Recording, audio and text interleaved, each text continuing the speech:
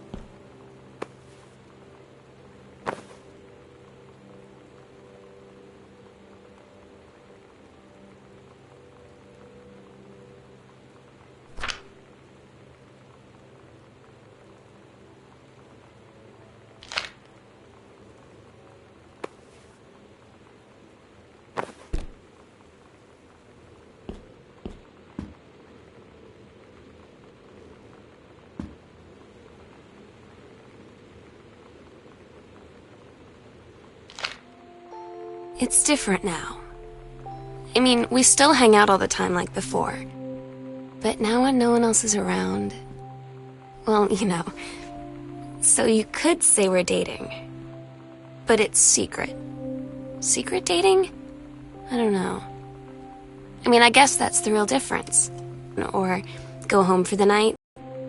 Or it's just quiet and we're alone. We say I love you.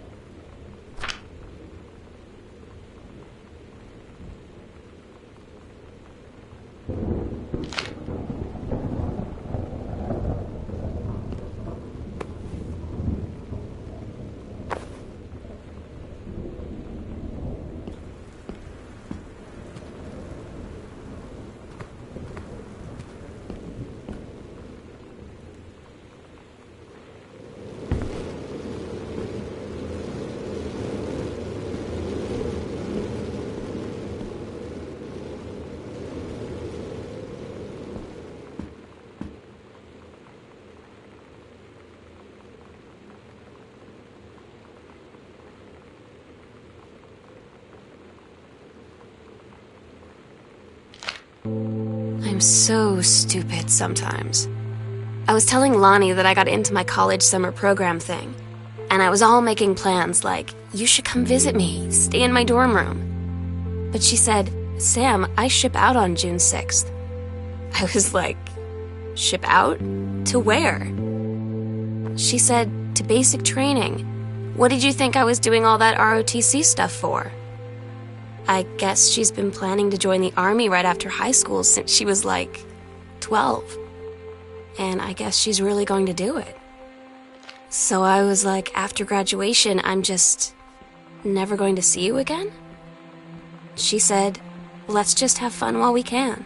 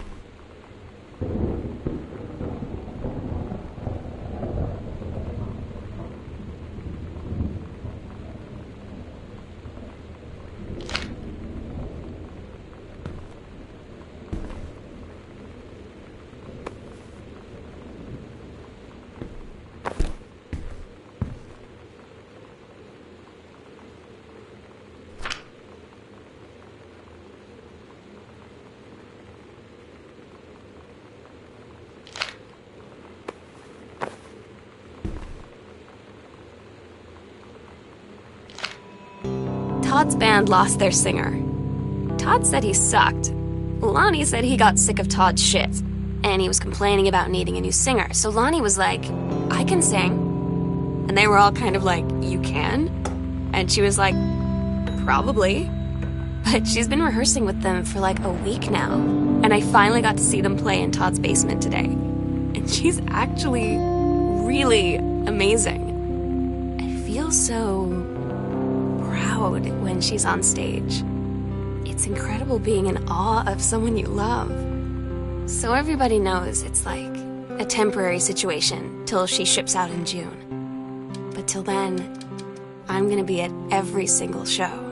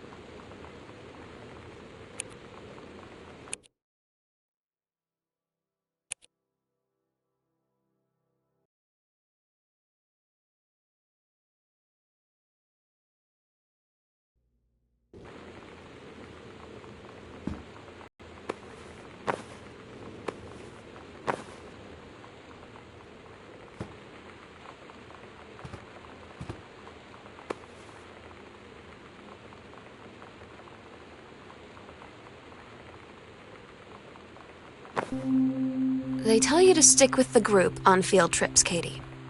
There's a reason for that. Lonnie and I snuck off on the side paths at Multnomah Falls and got a little lost. Okay, a lot lost. Like, for hours. Right before the bus left, we found a trail and came running down the path, soaked and covered in mud, shouting for the bus not to leave. The school called home. Mom and Dad said, "You didn't get into trouble like this before you met that Lonnie girl." But I don't think they know about us. The kids at school, though, I'm really afraid that's a whole other story. Stick with the group, Katie.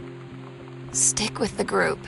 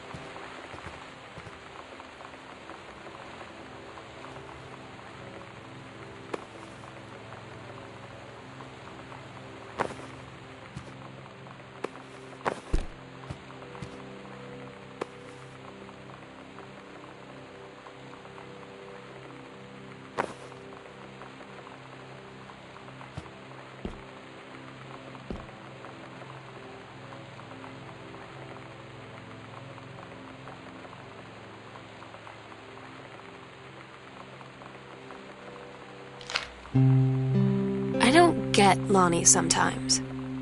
Like, her band, and our zine, and her hair, and everything are all anti-authority.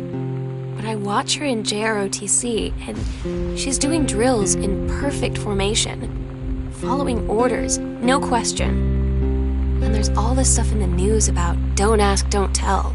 Like, she's going to join the army and then have to lie about who she is. She said they don't need to know what they don't need to know. Like it was no big deal.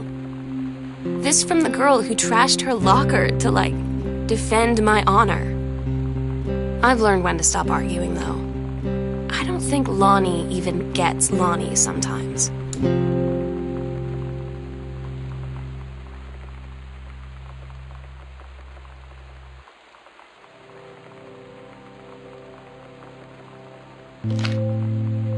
Katie, you know how Mom and Dad are. Not exactly super open-minded about things. It feels like every minute I don't spend with Lonnie, I spend worrying about them finding out about us. And what would happen if they did? You know Dad's joke about the nunnery that he'd tell whenever he brought boys around the old house? I wonder where he'd want to send me.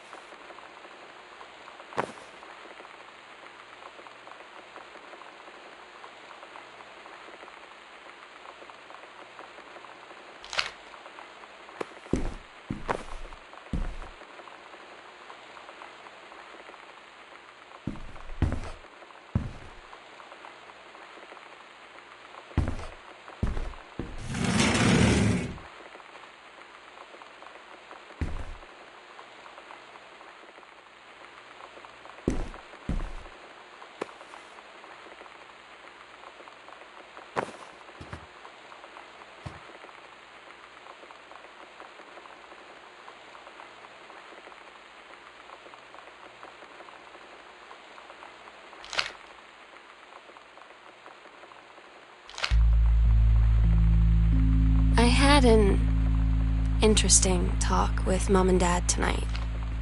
One you were never gonna need to have. I mean, you've known, right? I've known. I've known since, like, She-Ra. Mom and Dad didn't, I guess. But they saw the zine and the stuff on the locker, and they were like, "Is you and Lonnie?" And so here's the thing. Them to be mad, or disappointed, or start crying, or something. But they were just in denial.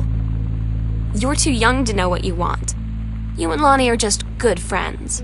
You just haven't met the right boy. It's a phase. That's what I didn't see coming. That they wouldn't even respect me enough to believe me. Well, joke's on them, 'cause they're in for one very long phase.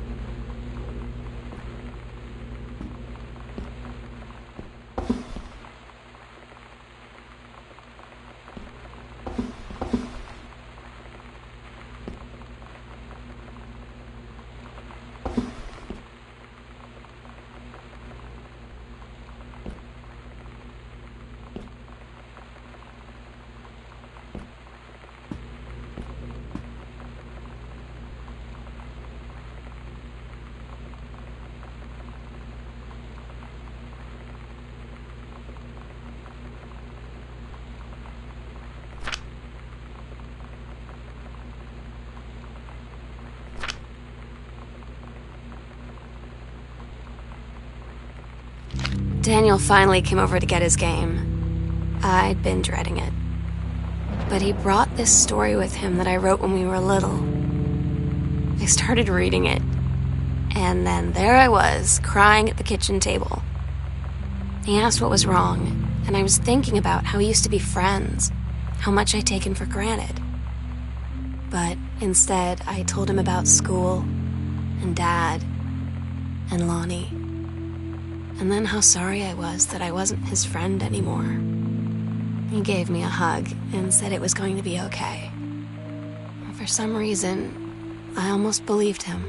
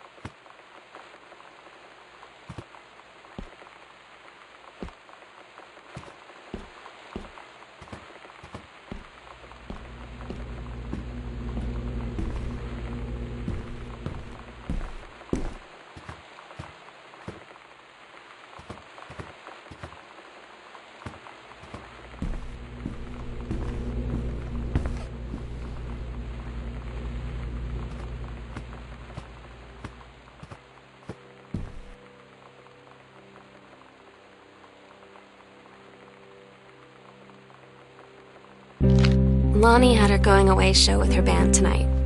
She's so incredible on stage. When she was singing, I could practically forget everything. That we only had 48 hours left. That I don't know what comes next. That I can't live without her. Then she dedicated the last song to me. And I couldn't take it. I was out on the curb in the alley, sobbing till my ribs hurt. I would follow her anywhere, Katie. But I can't. Where she's going. After a long time, she found me. She said she was sorry. She said, I wish things could be different. I just wanted to make you happy. I said, I don't think you can anymore.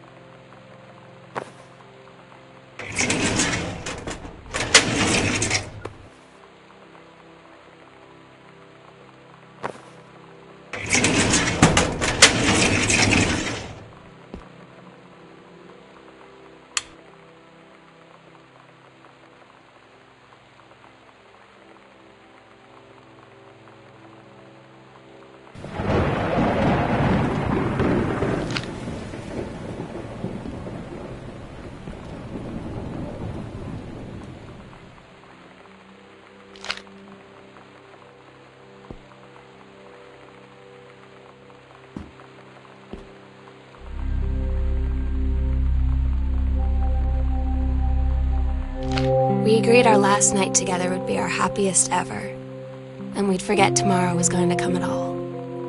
It worked for a while. We had a good time seeing Oscar off, then ran up to the attic to look through our photos, to find one for Lonnie to take with her. And looking at them, I realized they were all in the past, and there wouldn't be any more. And I didn't know what I was going to do. And I cried, and she held me. She said she knew it was hard, but life would move on. I said I didn't want my life to keep moving without her. that's when she cried too. I was so exhausted. I must have fallen asleep like that, in her arms. In the morning, I woke up, and I was finally alone.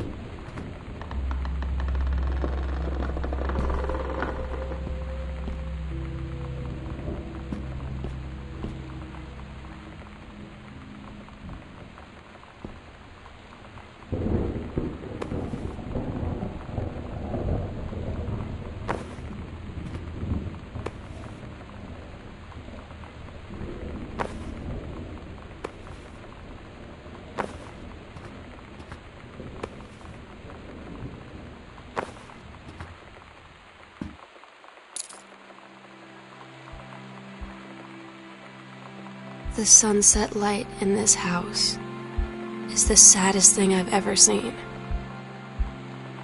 I just want to sleep. When I'm in the attic, it almost feels like Lonnie could still be here. She's just downstairs. I'm just waiting to hear her pull down the hatch and come running up. Maybe I'll go up to the attic and wait.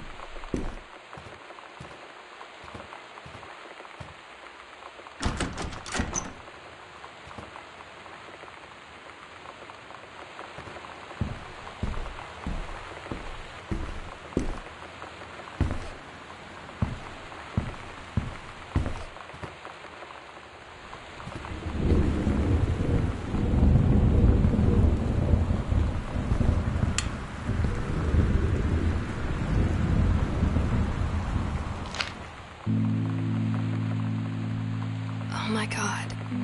Katie, I fell asleep in the attic, in Lonnie and my old spot, and I missed the first 2 calls. I just barely caught the third one before the machine got it. And it was Lonnie, on a payphone. She'd been on the bus to Basic, and she said she couldn't think of anything but me and us, and that she couldn't go through with it, with the Army and being apart and all of it. And so she got off the bus in Salem. She said, "Sam, I want you to pack up everything you can and get in your car and come find me. And let's just drive until we find somewhere for us." And she asked me if I could do that. And I said yes. Yes.